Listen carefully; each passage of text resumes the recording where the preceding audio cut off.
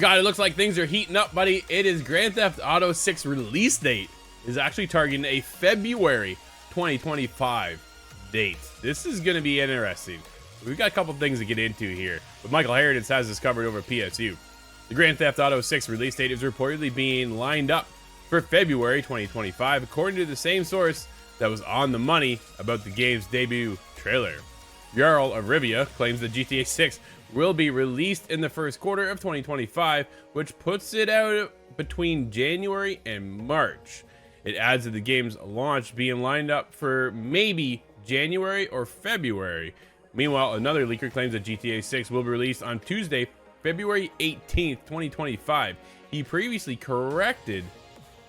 predicted a December 2023 release date for the debut trailer. I'm going to say that was supposed to be correctly predicted. Rockstar Games has only confirmed that GTA 6 is set to launch in 2025, although a Take-Two earnings call has indicated that it is unlikely the game will be released before April next year. Scott, what is the likelihood we see this that early? I was not expecting it to be in around January, February. I'd be more than happy to see it by February, without a doubt, because let's back up to February of 2023, Scott. February seems to be like heating up over the coming years, right? This is what's happened then. We got a couple pretty big games. Remember this little game called Hogwarts Legacy? That was a February launch. Did very, very well. Right? I believe Hi-Fi Rush was as well. Wild Hearts was in there. Atomic Heart was in there. Like a Dragon, Ishin was there. What else do we have? Moss Book 2. A lot of VR stuff. PSVR 2 dropped, so there's that in there as well. Kirby's Return to Dreamland Deluxe. There's a shout out for you, Scott. I remember that one fondly. Yeah, right? And then we get into February 2024, and then there is a couple cool games here. A pretty cool game by the name of Persona 3 Reloaded. That was a big splash, right? Some like, or maybe not like, Suicide Squad Kill the Justice League. It was supposed to be a big game. It just wasn't a big game, but it was supposed to be a big one. Resident Evil 4 Gold Edition was there. Banishers, Ghost of New Eden was there, which is awesome. What else we have in there? Tomb Raider 1 to 3 Remastered. There's a lot. Mario vs. Donkey Kong, Skull and Bones, which I still play. Dude, you and I were on it last night. Epoch was there. And dude, the month wrapped up with this little game called Final Fantasy VII Rebirth. So February timeline, dude, has been on fire the last 2 years, maybe even 3. I didn't go back all the way back to 2022, but it seems like that is the month. Okay, everybody's off the holidays. Give them the month of January to breathe, get caught up, and then get your wallet out come February. You know what I mean? Does this make sense to you? It's just a period of recovery after that holiday season where now you're first able to start splashing out. I see a lot of the games that get delayed out of a certain year end up in February for release. So it could be hot. For some reason I remember GTA 5 coming out in the summer, but I don't know if it was just maybe it had been fixed by the summer and that's when I really got to play it, but I'm expecting this game to launch with some problems, but not nearly the issues of GTA 5. Do you think? But that's only because of the scope of it, the real ambition behind this title. It seems like there could be a lot of things to go wrong, but it's weird because this rumor flies against what the Take-Two earnings call says. Yeah. So the Take-Two earnings call makes it seem like, well, it's not going to be the first quarter of the year. But what does this leaker know that Rockstar isn't willing to tell us yet? Well, that's just it. What are we? So here's my prediction. You ready? So back up real quick. GTA 5, September 17th. That's when we got. It was September.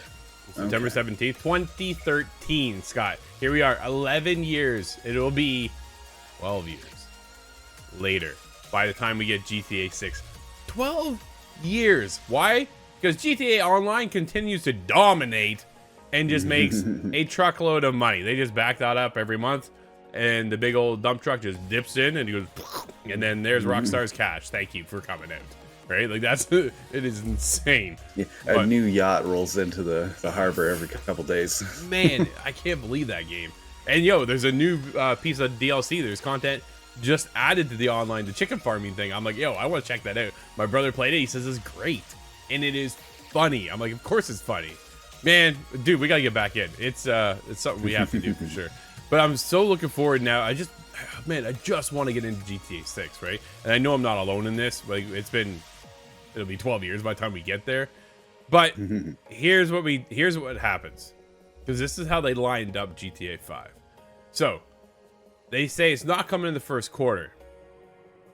Partially, I think that is partially correct.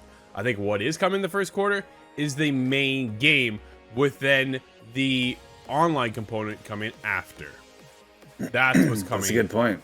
In the afterlife, right? I think that's what they line up. I don't think they just want to go here, because you know why? Because, dude, how many people go to Call of Duty and then go straight to the multiplayer and skip the single player?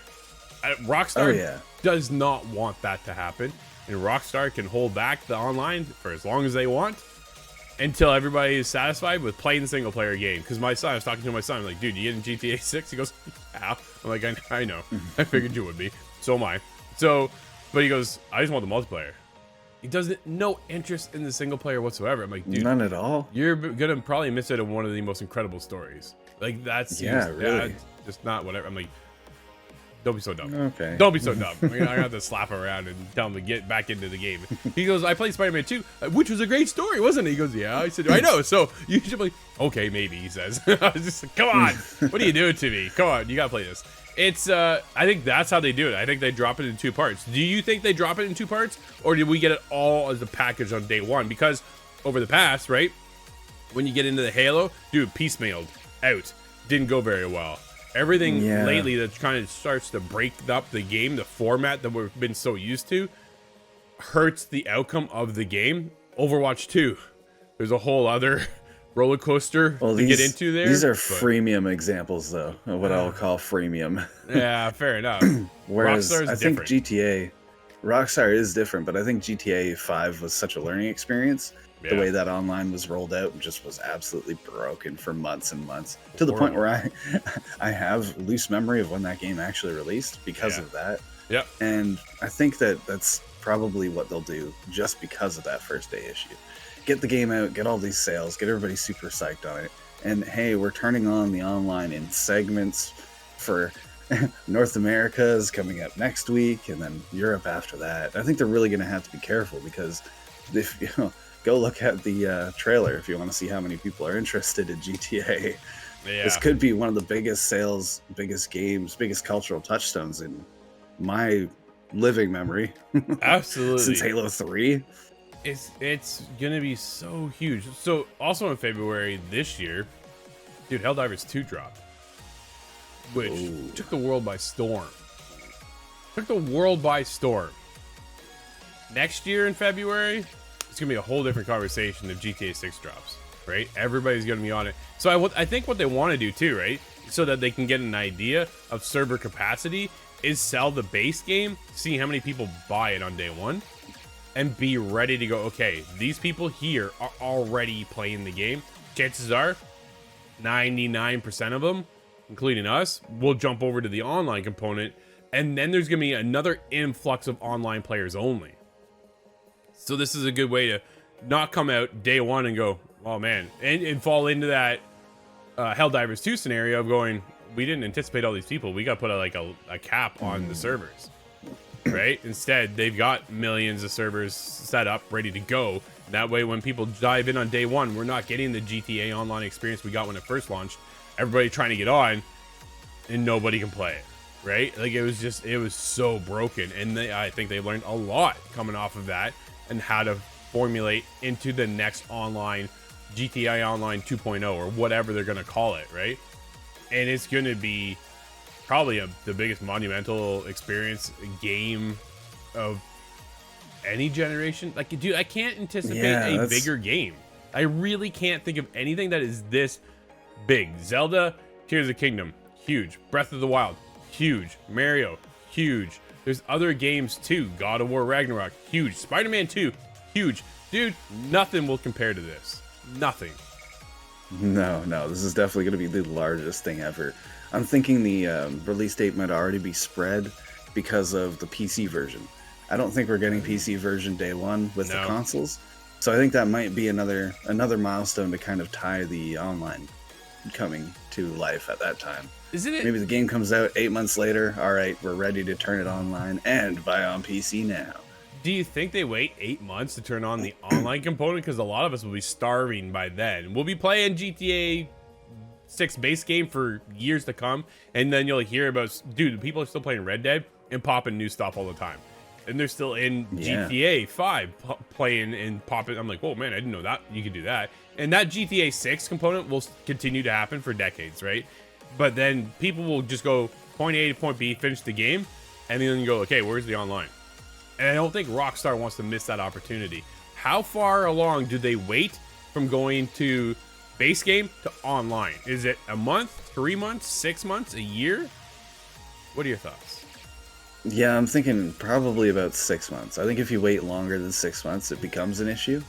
But I just don't expect that PC version to come out just as quickly as the console. Never does. So I'm not sure. Maybe those won't line up together, but yeah, I think it'll be about half a year before they turn it back on. Although was it GTA 5? I think that was maybe 2 or 3 months. It was a month. It was 1 month. 1 month. So I'm wondering if is that what they do again? Give you a month to play the base game, actually. Get that done. The problem here's the other side of it too, dude. There's way more games now compared to the 12 years ago. Like, how many games do we play on a regular basis around here? It is insane how many games that come out on a daily basis. Yeah. So do they give us 2 months now instead because we're already gonna be playing other things? Or it's like, no, we're GTA. We're Rockstar. No, you don't mess with us. This is our game. Play it and then get ready, because then we're dropping the online in a month and then PC a year later. We're gonna get through this is by sticking together, being a team.